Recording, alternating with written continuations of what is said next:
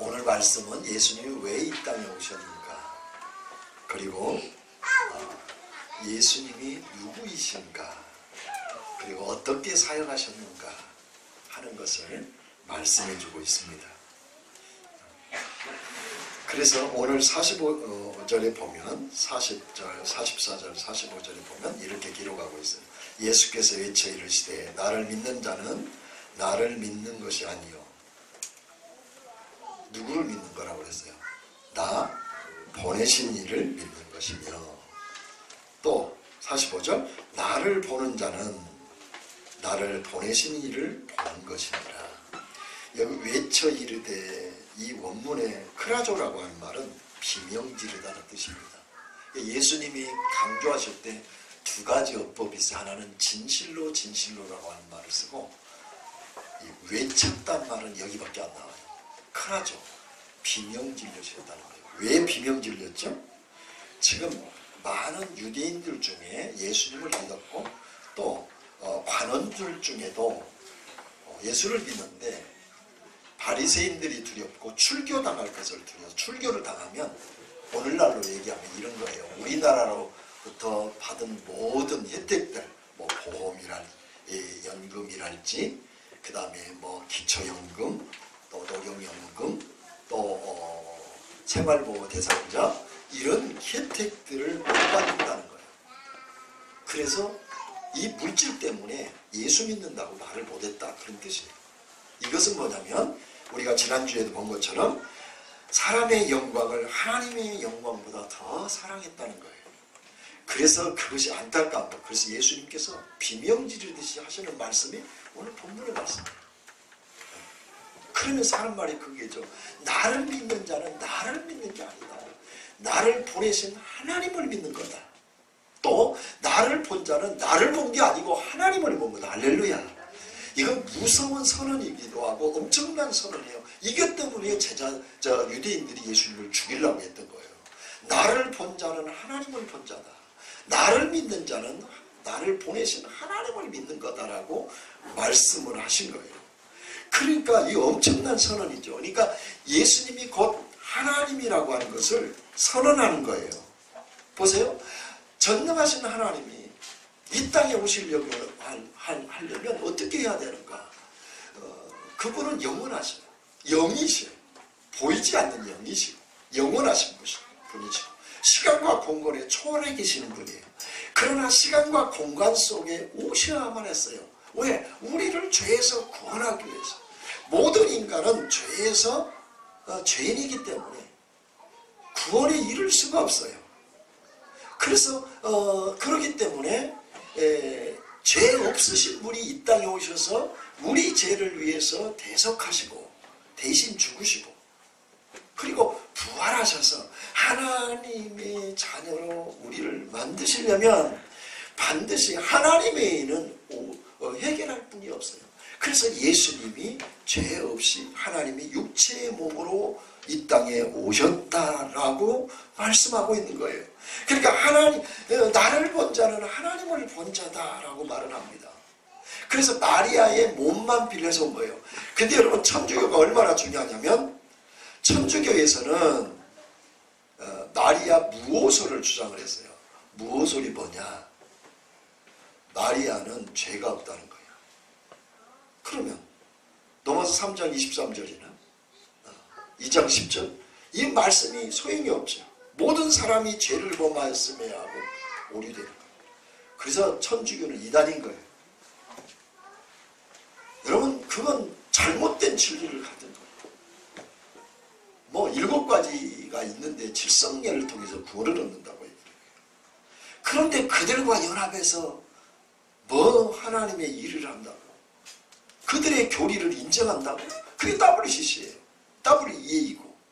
그래서 지난주에 제가 열을 내서 말씀을 드렸는데, 이게 뭐냐면 온통 이제는 신학도 배도의 현상이 일어나고 있다.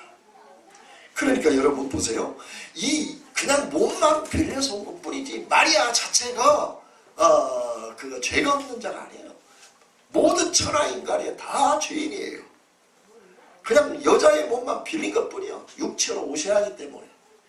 그래서 예수님께서 이 땅에 오신 것은 하나님 당신이 육체로 오신 거예요. 그래서 예수님을 믿는다는 것은 하나님을 믿는 거고, 예수님을 본 것은 하나님을 본 것이다. 지금 그렇게 말씀하고 있어요. 그러면서 예수님이 오신 목적을 얘기를 해요.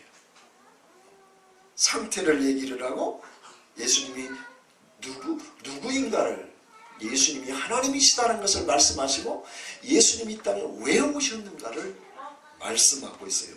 그래서 47절에 보면 중반절에 내가 온 것은 그렇게 말씀하고 있는 거예요. 예수님이 오신 것은 46절을 우리가 같이 한번 볼까요? 자, 46절을 봐요. 같이 읽겠습니다. 나는 빛으로 세상에 왔나니 물을 나를 믿는 자로 어둠에 거하지 않게 하려 함이니라. 빛으로 와서 어둠에서 끌어내어 빛의 세계로 들어오도록 이 땅에 오셨다는 거예요. 그래서 예수님께서 이 땅에 오신 것은 빛으로 오신 거예요. 그러면 지금 세상에 어둠에 있다는 거예요. 어둠에 있다는 건 뭐예요? 하나님을 떠난 것이 어둠에 있는 거예요. 에덴 동산의 타락에서 떠나온 거예요. 우리가 지난주에 본 것처럼 다시 돌아가서 에덴 동산에 다시 돌아가야 되는데 쫓겨났어요. 못 돌아가. 그래서 천사들과 불검으로, 화염검으로 지켜서 못 들어가요. 들어가서 생명나무를 따먹으면 다시 영생의 길로 가기 때문에 생명 선악과를 따먹고 타락해서 에덴에 쫓겨난 아담과 하와가 다시 에덴으로 돌아와 생명나무를 따먹지 못하도록, 그 생명나무를 따먹지 못하도록 화염검과 천사들이 지켜버린 거예요. 그런데 그 길을, 그래서 그 생명나무는 예수 그리스도를 상징한다고 그랬죠. 그 길을 이제 그 길을 막아놨기 때문에 어둠에 있는 거예요. 그때부터 사단의 지배 아래 있는 거죠. 사단의 꼬임에 넘어가 사단에 순종했으니까 사단의 지배 아래 있어서 그들이 어둠에 있게 된 거예요. 어둠 뭐 심판 아래 있게 됐다 그 말이죠. 그래서 심판을 어떻게 받았어요? 선악과를 따먹고 그 자신들이 하나님처럼 되려고 하는 욕심 때문에 타락한 그 결과 안에 뭐라고 심판하죠? 여인은 해산의 수고를 줘. 남자는 땀을 흘려야 돼요. 그야말로 땀을 흘리는데 그냥 흘리는 정도가 아니라 고통과 괴로움이 동반되는 거죠. 여인이 아기를 낳는 것은 사투를 벌이는 일이죠. 그리고 여자는 남자를 주인처럼 섬겨야 돼요. 그게 하나님이 타락한 범죄로 인한 하나님의 질서고 죄에 대한 형벌이에요. 그래서 여자가 남자의 머리 노릇을 하면 안 돼요. 국민이 대통령 노릇을 하면 안 돼요. 대통령이 대통령 노릇. 가장이 돼야 돼요. 교회는 담임 목사가 교회의 머리가 돼요. 예수님이 머리인데 그걸 위임받아서 하는 거죠. 이게 질서인 거예요. 자, 그런데 이 어둠에 사단의 지배를 받으니까 사단의 지배에서 이제는 하나님의 지배 아래로 들어오게 하려면 어떻게 해야 되느냐 하는 겁니다.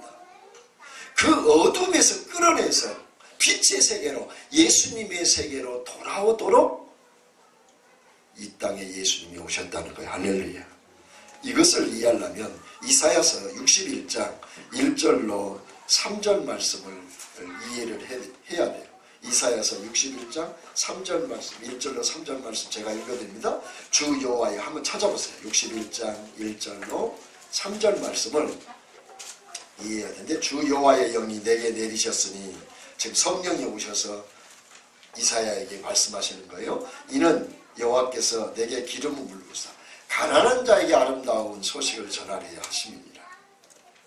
나를 보내사 마음이 상한 자를 고치시며 포로된 자에게 자유를, 갇힌 자에게 노임을 선포하며 여호와의 은혜의 해와 우리의 하나님 보복의 날을 선포하여 모든 슬픈 자를 이루하되 무릇 시온에서 슬퍼하는 자에게 화관을 줘 그 죄를 대신하여 기쁨의 기름으로, 그 슬픔을 대신하여 찬송으로, 그 근심을 대신하고 그들의 의와 나무 곧 여호와께서 심으신 영광을 나타낼 자라 일컬음을 받게 하려 하심이라. 어디서 많이 들어봤죠? 어제 제가 보낸 문자입니다. 단체 문자라고 반응이 오는 분은 딱 3사람밖에 없어요. 아, 주님도 반응을 해야 기뻐하는구나. 제가 여기 이 부분에도 빵을 나눠주는데 정말 고마워하는 사람에게 2번, 3번 더 가요. 와가지고 본동받는 사람 잘하는 거예요. 반응이 있어야 돼요. 하나님 앞에서. 사람에게서도 리액션이라는 말을 많이 쓰죠. 반응이 있어야 돼요. 하나님께 감사하는 반응이 있어요. 이 말씀이 누가복음 4장 18절에서 말씀하고 있어요. 예수님이 이용해서 똑같은 말씀을 하시는데 주의 성령이 내게 임하셨으니 이는 가난한 자에게 복음을 전하게 하려 하십니다. 이 가난함이라는 것은 다른 말로 원문에 보면 겸비한 자, 준비된 자, 마음의 가난을 말한 거예요. 인생이 허무하다가 느끼고 인생이 왜 사는가 고민을 하고 인생이 어떻게 살아야 되는지 그 고민한 자들에게는 예수님이 만나준다는 거예요. 할렐루야. 그 고민의 해결을 하도록 준다는 거예요. 여러분, 많은 여인들이 왜 마약을 하고 술을 먹고 그들이 환각 상태에 이르고 그런 줄 아세요? 물질도 원하는 만큼 가져봤어요. 좋은 집도 좋은 차도 타보고 원하는 여자하고 결혼하고 원하는 자식도 낳고 그랬는데 만족이 없다는 거야. 여기에 기쁨의 만족이 없다. 이게 가난한 자. 이 세상에 그 어떤 것들로 해결할 수 없는 부분이 있다는 거예요. 그래서 그 마음에 그런 자들에게 그 정말 공고한 자, 마치 삭개오가 정말 어떻게든지 돈을 벌었다. 세리장이 되고 돈을 벌어서 돈을 많이 가졌는데 너무 허무한 거예요. 예수님이 찾아온 거예요. 그래서 삭개오를 만나주고 삭개오에게 구원을 선포한 거예요. 삭개오가 예수님을 만나서 여기에 참 생명의 길이 있다고 기뻐한 거예요. 그러니까 얼마나 기쁘면 가지고 있는 소유를 팔아가지고 가난한 자에게 다 나눠주겠어. 절반을 팔아가지고 가난한 자에게 다 나눠줘. 그러니까 삶의 목적이 돈에서 하나님의 나라로 예수님으로 완전히 바뀌어버린 거예요. 이게 복음이야. 할렐루야. 이게 눌린 자에게 이 어둠에 있는 자들이 빛을 갖는 놀라운 사건인 거예요. 그 다음에 포로된 자라고 그러잖아요. 우리는 많이 포로돼 있어요. 뭐에 포로돼 있냐? 여러분, 이 술과 마약과 게임과 도박과 허영심과 탐욕에 완전히 포로돼 있어요. 물질에 포로돼 있고 자식에게 포로돼 있고 내 욕망에 포로돼 있어요. 쾌락에 포로돼 있어요. 특별히 여러분, 끊을래야 끊을 수 없는 것들이 있어요. 이건 예수님이 오신 것은 그것을 그 포로된 것에서 자유토록 오신 줄 믿습니다. 내가 어제 지금 포로되어 있다는 것은 잘못 믿는 거예요. 포로되면 안 돼. 돈 버는 것도 주일날은 딱 중단을 하고 주님 앞에 딱 나오는 것이 포로되지 않는 거예요. 그 물질에 포로되어 있는 거예요. 내가 성경을 봐야 되는데 맨날 게임만 하고 있어. 그 포로된 거예요. 그리고 드라마에 포로되어 있고 드라마 때문에 교회 안 오고 또 맨 인터넷 이 손으로 핸드폰 인터넷하고 SNS 서로 주고받으라고 성경을 한자도 안 봐요. 시간이 없죠. 그런데 그냥 시간 쏜이라.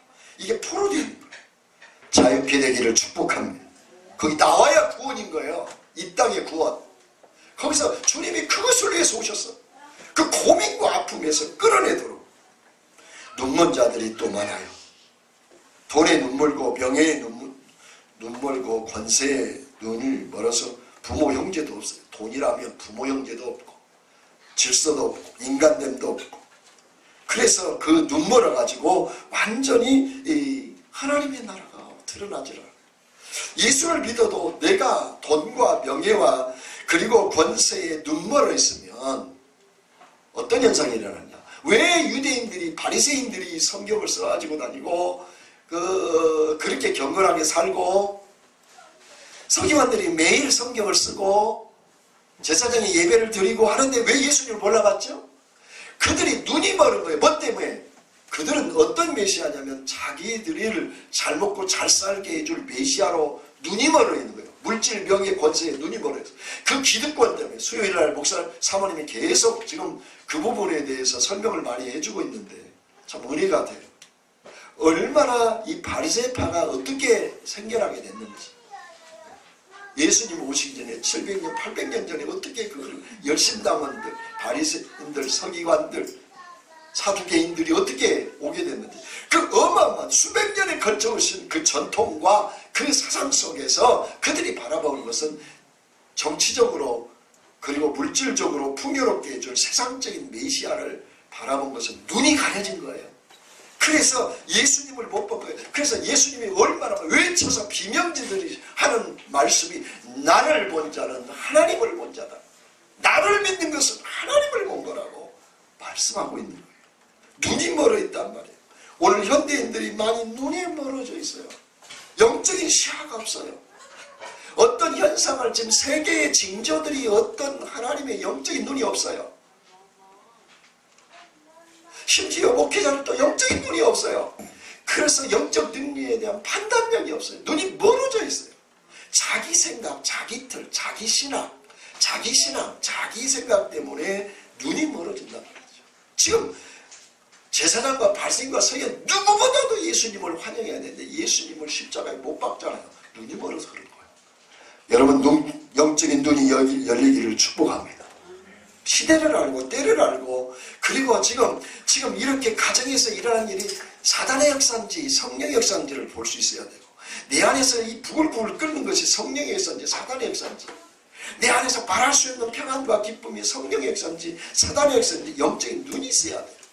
교회를 바라보는 것, 나라를 바라보는 것, 사건이 일어나는 것, 남북회담의 영적인 눈이 어떤 것인지 알리아 운동이 어떤 영적인 운동이 일어나 이스라엘의 회복이 어떤 의미를 띠고 있는지 어떤 사인이 있는지 지진과 이런 일들이 천재지변의 일들이 어떤 흐름이 있는지 영적인 눈이 없어서 절대 못 봅니다.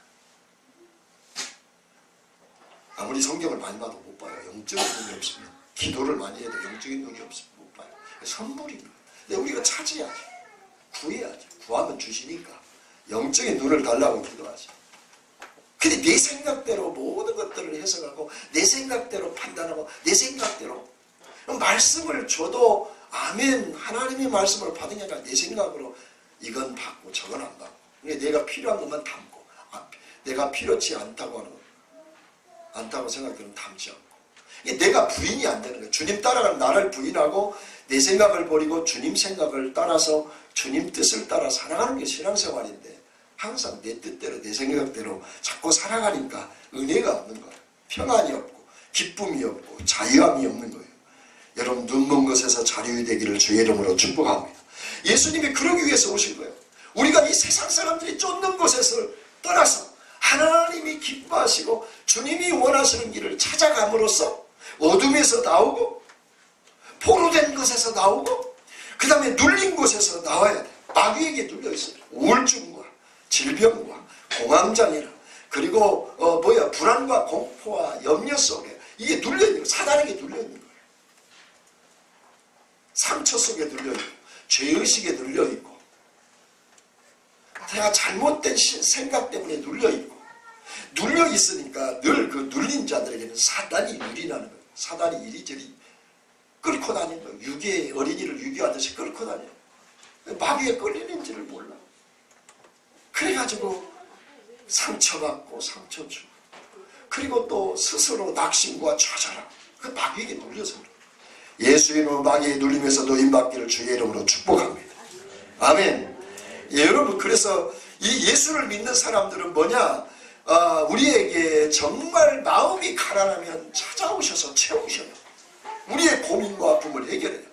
포로된 것으로부터 자유케 하고 눈먼 것으로부터 눈을 뜨게 하고 눌린 자들로부터 자유케 하시고 우리에게 영적인 눈을 열어서 계시의 영을 줘 하나님을 보게 하시고 예수님을 믿게 하시고 영적 세계를 알게 하시고 세상을 쫓아니 하고 진리의 말씀을 따라가고 이것은 우리에게 놀라운 복 중의 복인 줄을 믿습니다. 여러분 물질만 복인 게 아니에요. 우리 예수님이 이 땅에 온 것은 죄에서 구원만이 아니라 이런 모든 어둠에서 있는 가난하고 눌리고 포로된 자들이 눌린 자들이 자유토록 한 거예요. 근데 여러분 우리 보세요. 너무 많이 매여 있잖아요. 눌려 있잖아요. 포로돼 있잖아요. 여러분 여기에서 자유하기를 축복합니다. 그게 복음이고 능력이에요. 우리를 죄에서 구원하기만 위해서 오신 게 아니에요. 자 모든 눌림으로부터 포로된 것으로부터 자유하기를 축복합니다. 그걸 위해서 예수님이 오신 거예요. 부욕케 하시고 물질적으로도 부유하고 마음으로도 부유하고 그래서 정말 행복하기를 원하세요. 근데 세상은 물질과 명예와 쾌락을 따라가니까 거기에 몸이 치니까 맨날 내가 누일내 있는 거지. 근데 나보다도 가난한 북한만 생각해도 우리는 한국에 산다는 그 자체가 행복이잖아요. 그 TV 프로 중에 그런 게 있어요. 하여간 북한 사람들이 와서 얘기하는 그런 이렇게 프로가 있더라고. 유튜브 들어가서 보니까 이만가 거기 보면 얼마나 북한에 안 사는 자체가 복인 거예요. 예수를 제대로 믿을 수가 있나요? 먹을 걸 제대로 먹나요? 입을 걸 제대로 입나요? 간식 자체는 상상도 못하고 밥을 먹는 자체가 이건 놀라운 복이고. 근데 우리는 그냥 늘 지금 가난하고 찌들고 그리고 다 불행하고 고통 중에 있다고 생각해요. 이 마귀의 장난에 넘어간 거예요.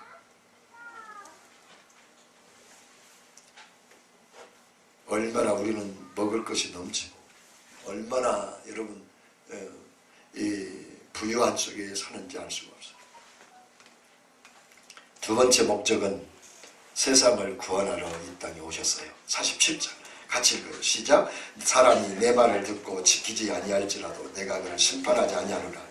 내가 온 것은 세상을 심판하려 하지 아니하고 세상을 구원하러. 예수님 말씀을 듣고 지키지 않아도 심판하지 않아요. 왜냐하면 예수님은 심판하러 오신 게 아니고 구원하러 오셨기 때문에. 우리를 죄에서 구원하시기 위해서 오셨어요.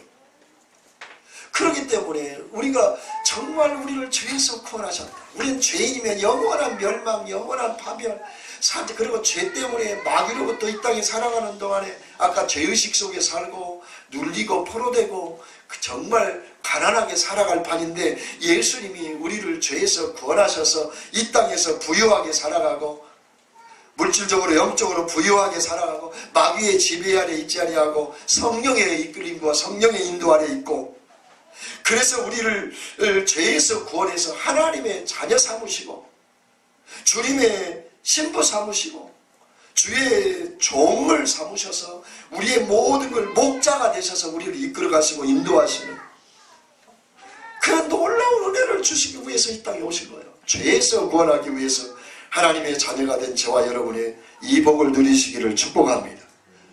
그렇기 때문에 이것을 전해야 돼요.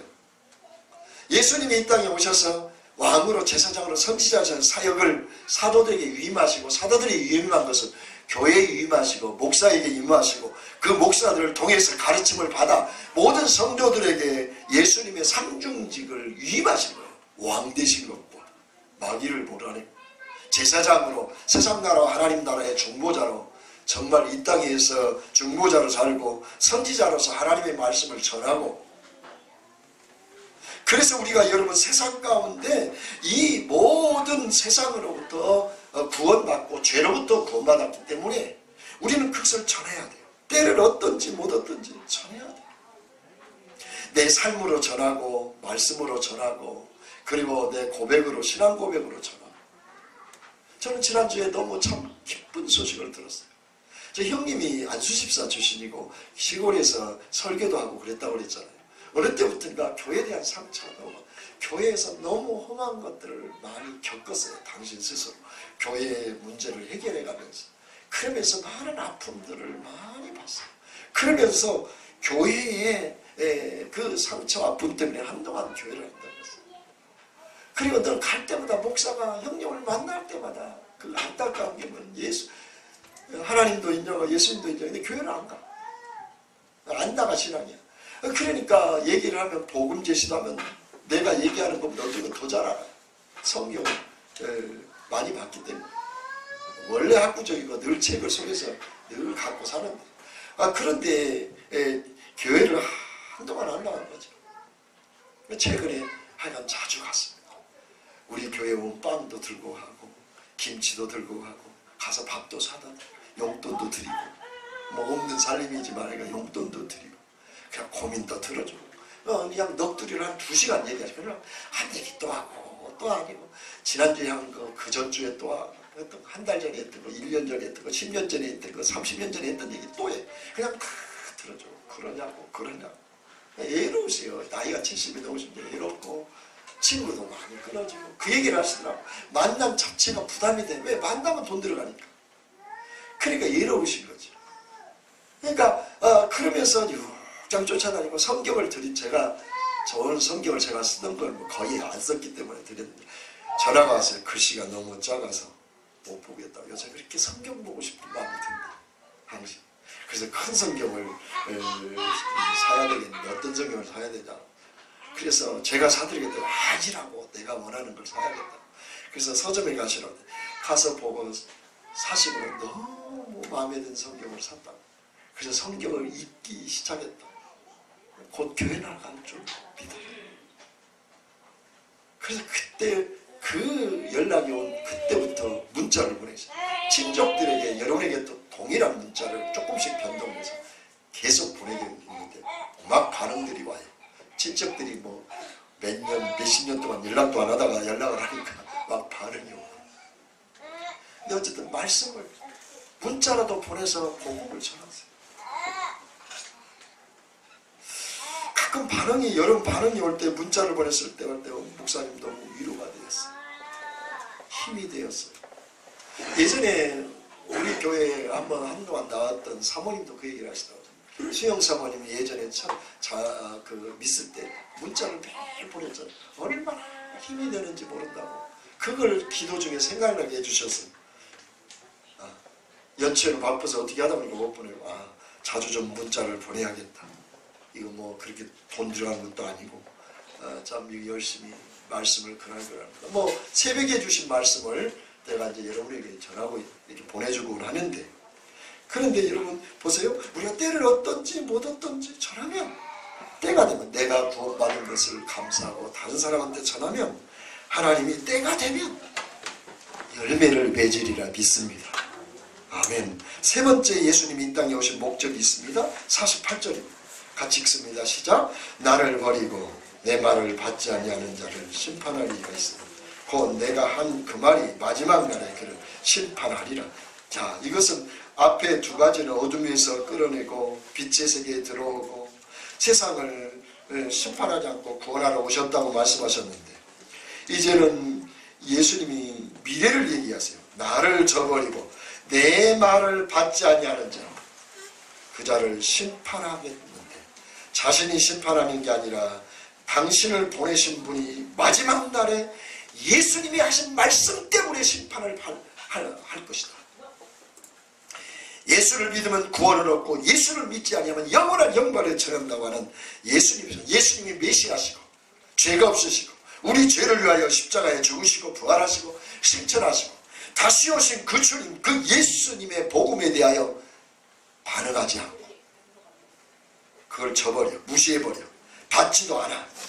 그런 자들을 마지막 날에 반드시 심판하겠다고 말씀하고 있어요. 여러분, 예수님께서 초림하실 때는 낮고 천하게 마구간에 오셨어요. 환영하는 사람도 별로 없어요. 환영해야 할 제사장과 발생과 서기관들이 환영해야 되는데 오히려 거부했어요. 헤롯은 예수님을 죽이려고 그랬어요. 왕이라고 그러니까, 유대인이 왕이라고 그러니까 죽이려고 그랬고, 예수님은 이 땅에 헐벗고 굶주리고 핍박당하고 멸시당하고 천대당하시면서 힘없어 보였어요. 그래서 마지막에 십자가에 처형당하셨어요. 참으로 낮고 천하게 사시다가 가셨어요. 그러나 예수님의 부활의 그 영광은 재림의 서곡을 울리는 거예요. 나사로가 부활한 것은 예수님의 부활이요, 예수님의 부활은 너희들이 부활할 거라는 것을 계시적으로 보여줍니다. 미리 보여주면서 이제는 앞으로 우리도 그렇게 부활할 것이라는 거죠. 그러니까 예수님께서 초림 때는 초라하게 오셨지만 재림 때는 어떻게 오시는가 봐요. 예수님이 사도행전 1장에서 승천하실 때 천사들이 와서 그 영광 중에 구름 속에 가려지니까 너희가 본 그대로 올 것이다. 너희가 어떻게 두려워하느냐. 너희가 본 그대로 올 것이다. 데살로니가전서 4장 16절에 보면 호령과 천사장의 소리로 하나님의 나팔소리, 사람 소리가 아니고 하나님의 나팔소리가 하늘로부터 강림한대요. 보세요. 천구천사를 거느리고 호령을 해요. 호령한다 그 말은 어마어마한 권위와 권능과 힘과 권세를 가지고 이 땅에 심판주로 오신다는 거예요. 계시록 1장 7절에 이렇게 나와요. 볼지어다 그가 구름 타고 오시리라. 또 각 사람이 눈이 그를 보겠고 모든 사람이 예수님이 오시는 걸 본다는 거예요. 그를 찌른 자도 보고 예수를 믿는 자도 보고 땅에 있는 모든 족속이 예수님이 오실 때 애곡한다고 그래요. 슬피 울며 통곡한다고 그랬어요. 이미 그때는 끝나거든요. 예수님이 오실 때는 반드시 끝나기 때문에 마지막 때이기 때문에 통곡을 한다는 거예요. 자, 모든 사람이 보고 예수님을 보고도 믿지 않고 예수님의 말을 무시한 자들은 애곡할 때가 올 것이다. 계시록 1장 13절 이렇게 얘기합니다. 자, 발에는 끌리는 옷을 입어 어마어마한 끌리는 옷을 입고 가슴에는 금띠를 꼈어요. 머리는 털의 희가 양털 같고 머리가 어마어마하게 빛나면서 희어 그의 눈은 불꽃 같아요. 발은 풀목불에 단연한 빛난 주석 같아. 엄청난 보석이 빛나는 것 같은 것이 발이라는 거예요. 음성은 맑은 물소리처럼 그 음성이 우랑차고 힘있고 날카롭다는 거죠. 오른손에는 7뼈를 가졌어요. 7 교회를 얘기하는 거예요. 그 입에는 날쌘 검을 가지고 입이 검을 가지고 있어요. 입에 검이 있어요. 그 얼굴은 해같이 빛나. 바라볼 수가 없어요. 얼마나 빛나는지. 그러면서 이렇게 말씀하셔요. 두려워하지 말아라. 이것은 요한에게 한 말이에요. 나는 처음이요 마지막이니 사망과 음부의 열쇠를 가졌노라. 할렐루야. 예수를 믿는 자는 예수님이 오는 모습이 영광이고 아름다운 신랑의 모습으로 보이지만 예수를 믿지 않는 자들은 무서운 심판의 주로 보일 것입니다. 예수님이 왜 오시는가? 오늘 왜 재림하시는가? 오늘 말씀에 나온 것처럼 나를 저버리고 내 말을 받지 않는 자들을 심판하기 위해서 이 땅에 오신다고 말씀하시고 있어요. 세상 영광 때문에 하나님의 영광을 택하지 아니한 자. 이 문맥 속에서 보면 이 관원들이 사람의 영광을 하나님의 영광보다 더 사랑하는 그 자들은 그들을 심판하러 이 땅에 오신다는 거예요. 마지막 때가 언제입니까? 예수님이 말씀하신 것은 그래요. 마태복음 24장 4절이에요.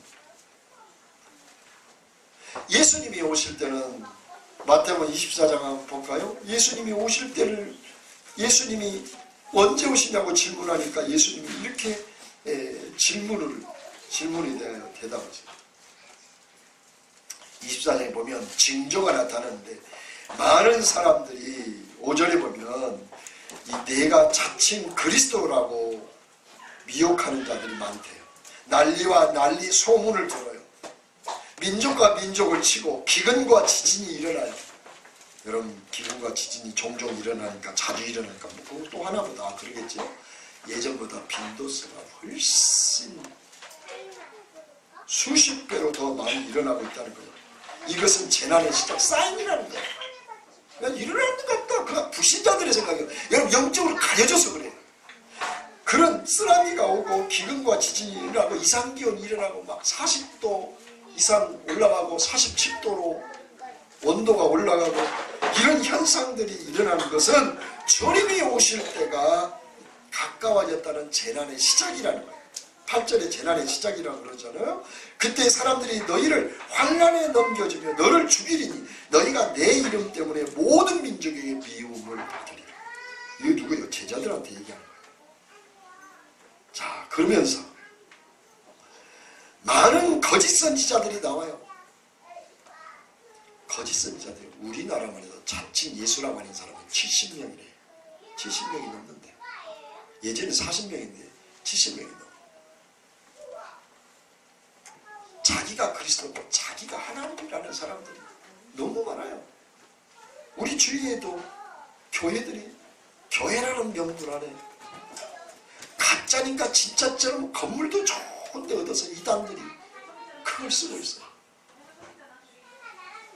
진짜처럼 보이려고.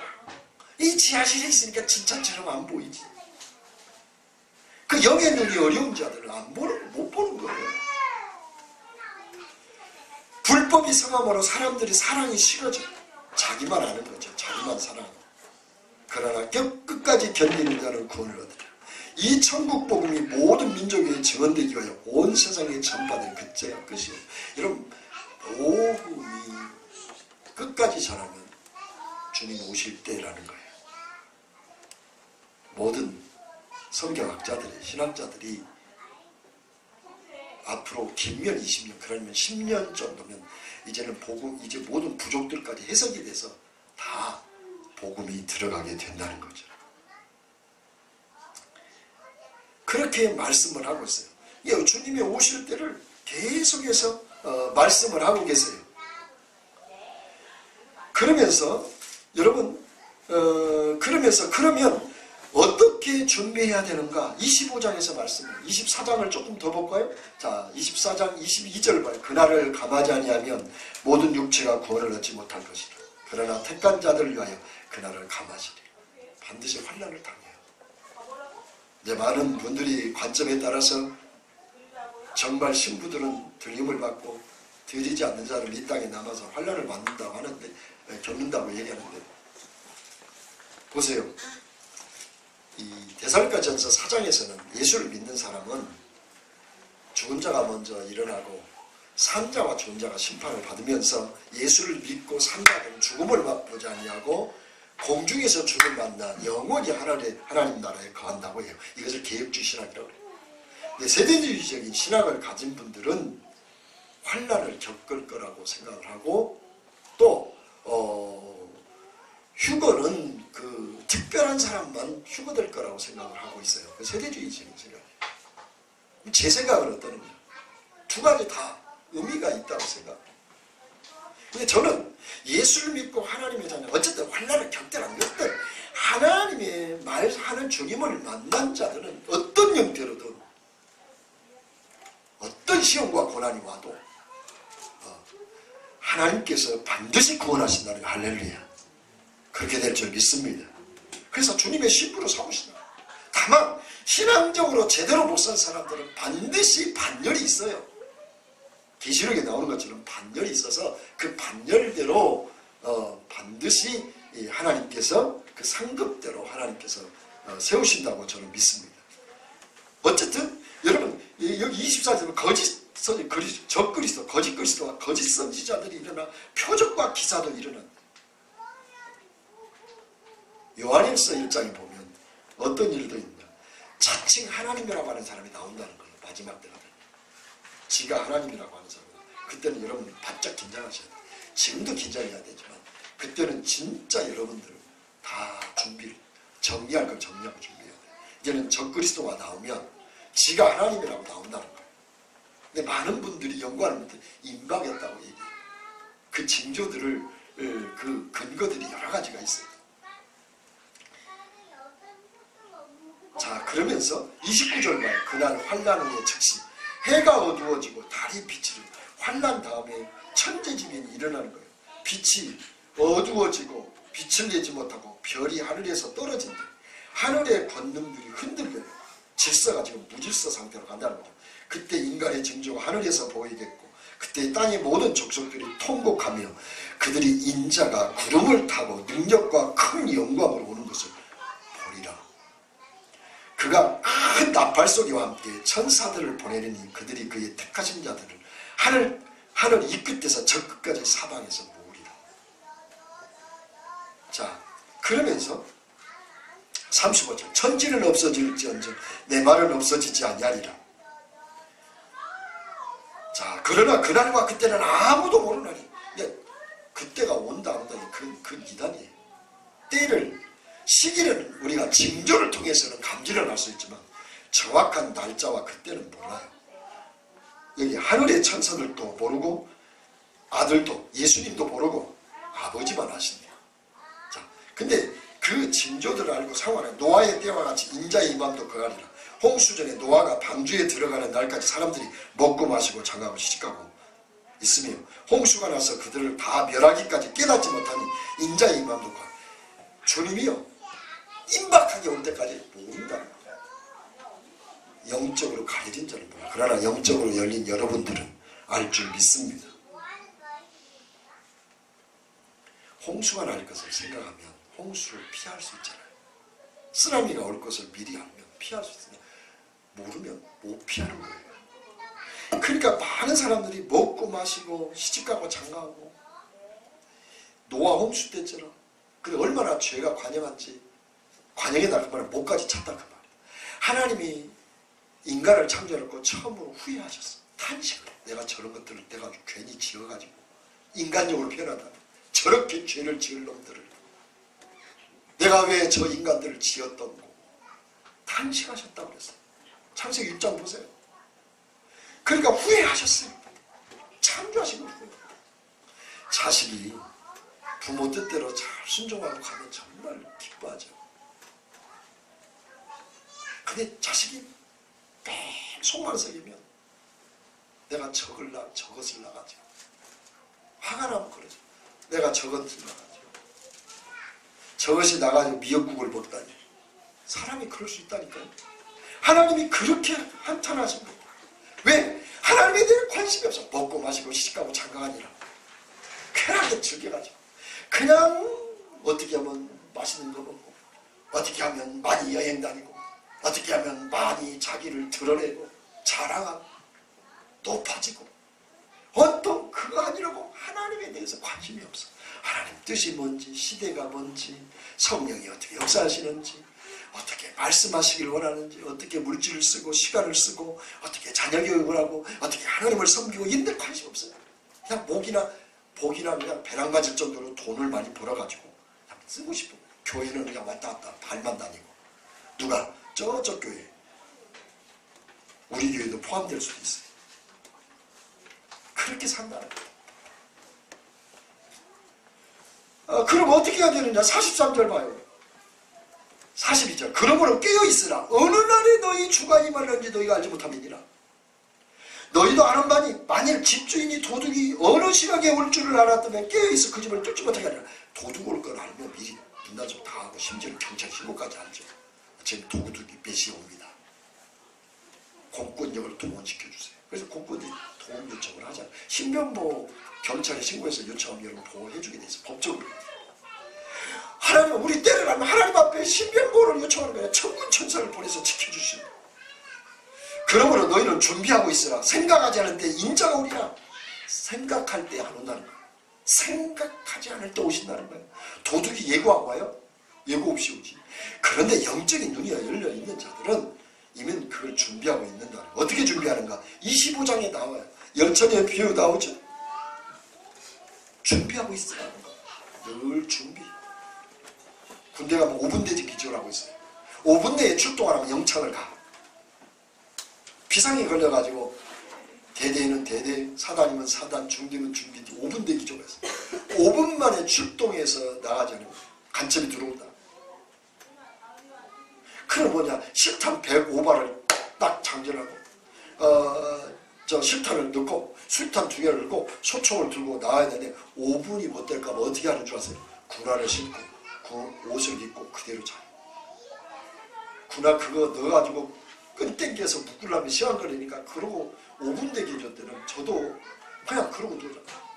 딱 비상벨 울리면 그냥 그 자리에서 실탄 넣고 수탄 따로 있으니까 수탄 창고에 수탄 2개 차고 그러니까 그래가지고 뭐하러 갔냐? 총바지로 가는 거야. 총바지. 지금 북한에서 휴전선을 해서 뛰어내려오면 제일 먼저 가서 하다가 총 쏘다가 그냥 죽는 거예요. 그 총바지로 가는 거예요. 그게 5분 대기죠.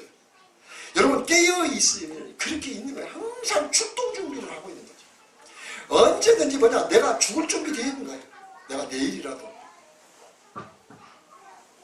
아침에 일어나서 하나님 하루의 생명을 연장시켜주셔서 감사합니다. 저녁에는 하나님 밤새 하나님께서 나를 부르신다면 내가 갈 준비가 되어 있습니다. 하루를 시작할 때도 하나님 내가 오늘 하루를 삽니다.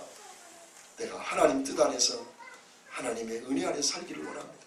주님이 부르신다면 내가 언제든지 주 앞에 가겠습니다. 그런 준비가 있어야 된다. 준비. 이 세상을 목적으로 살아가는 게 아니라 하나님 나라를 목적으로 살아가는 늘 깨어 있어서 기름 준비하듯이 늘 성령을 의지하고 주님과 함께 주님을 의지하고 준비되어 있는 거 언제든지 오라고 하면 갈 준비. 아이고 주님이요 잠깐만요 좀 이따 오세요. 이건 문제가 있는 신앙인 거예요. 신앙은 늘 준비하고 있는 거예요. 그것이 깨어있는 거예요. 또 하나는 달란트 비유. 달란트는 계산할 때가 온다는 거예요. 우리에게 주신 재능, 주신 물질, 자녀, 가족, 그리고 재산, 시간, 달란트 반드시 하나님이 내가 너야 1달란트, 2달란트, 5달란트 줬는데 너 왜 이거밖에 못 남겼어? 남겼는지 안 남겼는지 안 남겼으면 안 남기에 대한 심판하고 남기면 남기에 대한 상을 주고 반드시 우리 인생을 어떻게 살았는가에 대한 계산할 때가 온다는 거예요. 시간에 대해서 네가 이런 1평생 동안 80평생 살았는데 너 어떻게 살았냐? 시간을 어떻게 썼냐? 뭐에 썼냐? 내가 너에게 이런 재능을 줬는데 왜 재능을 무시하고 네 맘대로 네 뜻대로 살았냐? 내가 너에게 매일 주일을 지킬 수 있는 환경을 줬는데 왜 헛던지됐냐? 물질을 줘서 정말 내가 주의 나라와 복음을 위해 쓰도록 줬는데 왜 네 맘대로 썼느냐? 너에게 가족을 주고 자식을 주고 부모를 줬는데 부모를 왜 그렇게 대했느냐? 남편을 그렇게 대고 아내를 그렇게 대했느냐? 자식을 왜 네 뜻대로 키웠느냐? 내 뜻대로 키우지 않고 반드시 계산한다는 거예요. 그게 깨어있는 거예요. 달란트 비유예요. 또 하나는 양과 염소 비유예요. 뭐요? 반드시 양과 염소를 가르듯이 염색체를 가르겠다는 거예요. DNA를 가른다는 거예요. 정말 하나님의 뜻대로 살려고 몸부림치는 자와 뜻대로 살지 않고 사는 자가 완전히 예수님께서 헐벗을 때에 무시하고 애멸하고 굶주리고 배고프할 때 무시해버리고 그거 반드시 심판하겠다. 옥에 갇혔을 때 예수님이 헐벗고 병들고 옥에 갇혔을 때 돌아보지 않은 거 하나님이 무시합니다. 여러분 부모님들을 돌아보지 않는 거 심판의 대상입니다. 염소 새끼들이 하는 거예요. 그러나 양에 속한 사람들은 그렇지가 않아요. 그러니까 제자들에게 그 얘기를 그러면 염소는 누구고 양은 누굽니까? 이렇게 얘기해요. 40절 임금이 대답하여 이르되 내가 진실로 너희가 여기 내 형제 중에 지극히 작은 자에게 한 것이 곧 나에게 한 것이다. 작은 자라는 말은 원문의 뜻은 보잘것없는 자. 예수를 믿는 우리 믿는 자 안에서 보잘것없다고 해서 무시하고 돌보지 않는 것. 그것은 염소에 속해 있는 행동이라는 거예요. 그러나 가난하고 연약하고 부족하고 보잘것없는 자를 돌아보는 것. 영적으로 보잘것없고 육체적으로 보잘것없고 힘도 없고 능력도 없고 나이 들고 어리고 연약한 자들을 대하는 것. 주님의 이름으로 대하는 것 다 주님께 한 거라는 거예요. 형제들에게도 마찬가지예요. 여기 형제라고 하는 무슨 믿음 안에 있는 형제를 얘기하기도 하지만 우리가 가까운 형제들에게 정말 가난하고 물질이 필요한데 나는 여유가 나도 없지만 가서 돌보고 내가 할 도리를 다 하고 큰아버지로서 작은아버지로서 형제로서 고모로서 이모로서 할 도리를 다 하고 정말 그러면서 그들에게 덕을 세우고 은혜를 나타내고 그런 삶이 돼야지. 그게 되지 아니하면 안 된다는 거죠. 지난주에도 제가 은혜로운 이야기를 들었어요. 이번 구정 때 참여를 그랬다는 남편에게 여보 당신이 이번에 콘도에 가서 설을 보낼 텐데 우리가 물질이 물론 없지만 당신이 가족 전체를 위해서 당신이 섬기세요. 그때 딱 한 가지를 얘기해요. 두 가지를 하나는 예수를 믿으라고 보이지 않게 예수를 믿으라는 말을 할 수 있어요. 또 하나는 어떤 일이 있어도 주일날은 행사를 하지 않고 그걸 얘기를 해요. 참 지혜로운 자매예요. 근데 그렇게 2박 3일 지내려면 한 200만 원 들어가요. 그거 다 쓰라. 주님의 나라를 위해서 다 쓰라. 물질을 써야 뭐니 해도 머니를 써야 집안에서 권위가 섭니다. 물질을 안 쓰고 내가 권위를 세우려면 절대 권위가 됩니다. 아버지가 돈을 벌어야 가정에 권위가 서지 큰 소리 친다고 절대 권위 쓰지 않습니다. 우리 형제들 잘 들어야 돼. 돈을 안 벌려면 장가도 가지 마. 그렇다고 꼭 가지 말라는 건 아니에요. 또 결혼해갖고도 또 돈을 벌 수 있으니까. 물질이요 절대 권위 쓰지 않습니다. 그게 본분이기 때문에 그래요.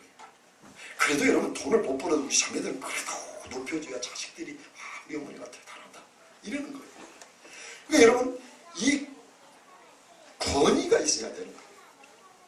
우리가 정말 주님의 나라와 복음을 위해서 물질을 써야 돼요. 그래야 정말 그것이 곧 주님께 한 거예요.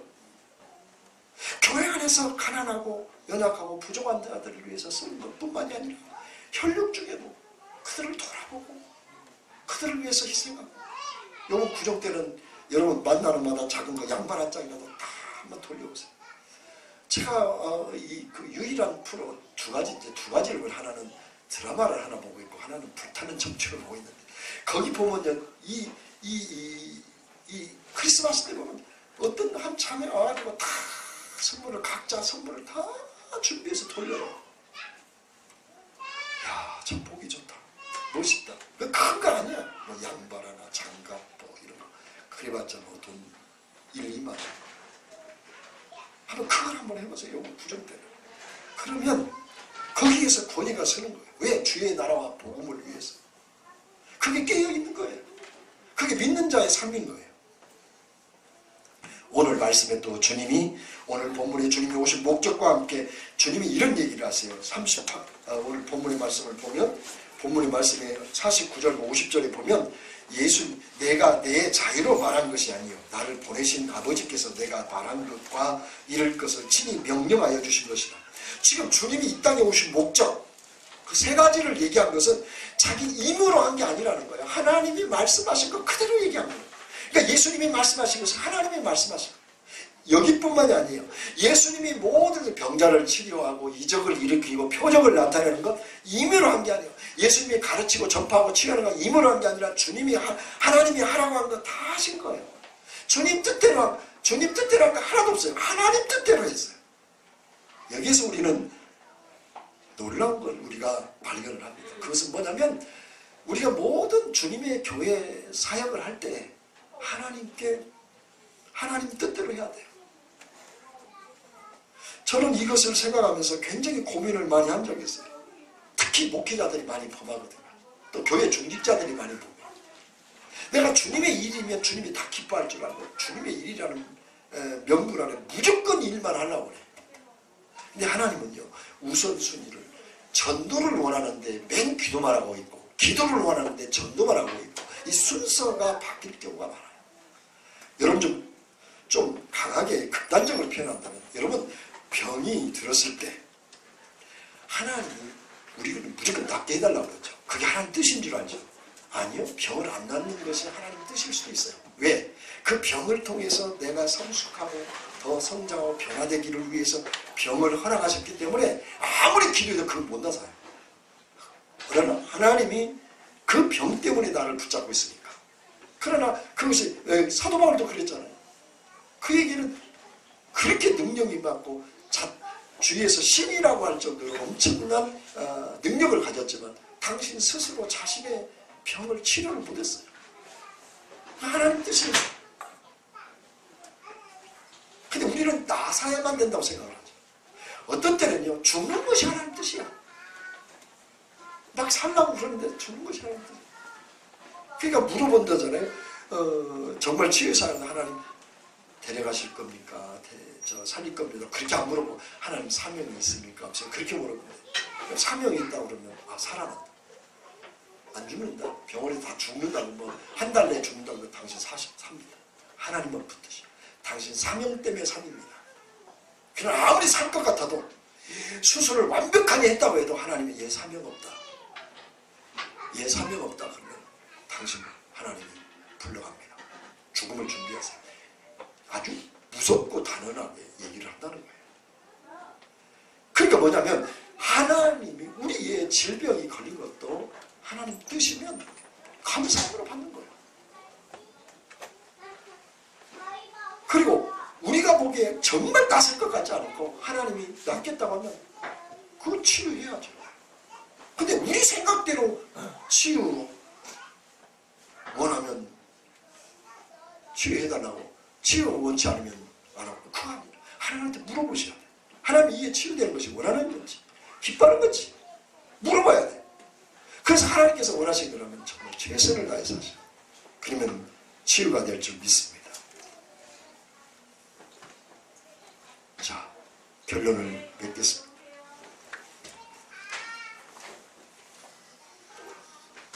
예수님이 초림하신 것은 낮고 천하게 오셨지만 재림하실 때는 엄청난 권위와 권세와 능력을 가지고 오십니다.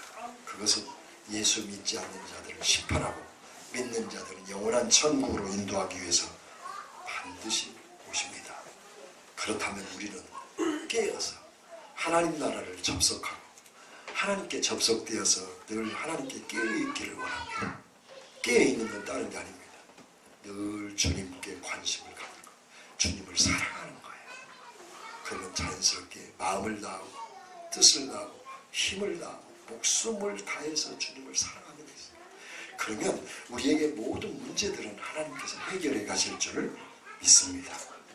이제는 여러분, 이제는 주님께서 영광 중에 오십니다. 반드시 오십니다. 그래서 준비하고 계산할 때가 있다는 것을 알고 분명히 염소와 양을 가르듯이 가를 때가 옵니다. 그래서 우리가 정말 주위에서 친족들에게, 교회 식구들에게, 보잘것없는 자에게 사랑을 베풀고 섬기는 삶이 되어서 날마다 주님의 영광이 되고 성령님이 나와 함께하고 주님과 교제하는 거룩한 신부가 되기를 주의 이름으로 축원을 드립니다. 기도하겠습니다.